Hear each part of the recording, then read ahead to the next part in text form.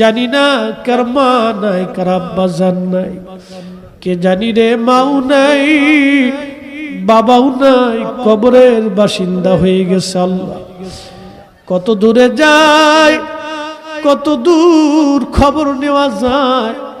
বাঁশ বাগানের নিচে, আম বাগানে, গোরস্থানে 3.5 হাত জমিনে মা ঘুমাইলো। কত বছর পার হয়, মাকে বলতে পারি না মা খাইছনি। কতদিন পার হয়, আব্বাকে বলতে পারি নাই বাবা খাইছনি। এই মাহফিল যারা সাজাইলো তাদের বাবার কুল, মায়ের কুল।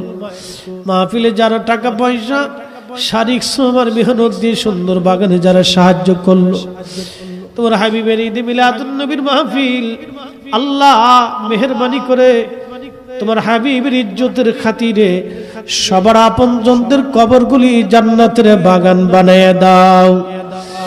আল্লাহ আমাদের জীবনের গুনাহগুলি মাফ করিয়া দাও। আমাদের জন্য উত্তম রিজিকের ফয়সালা করিয়া দাও। এই মাহফিল আগামী বছরের জন্য নিয়ত করলে এবং দিবে, সাহায্য করবে, সহযোগিতা করবে, আল্লাহ তাদের মনের মাকাসাদগুলি তুমি দয়া করে পুরা করিয়া দাও। আসমানি জমিনি হাওয়াই রুহাই বালা থেকে, আমাদের ছোট্ট বাংলাদেশের অর্থনৈতিক মন্দা থেকে, প্রাকৃতিক দুর্যোগ থেকে আমাদের ছোট্ট বাংলাদেশকে হেফাজত করো আল্লাহ।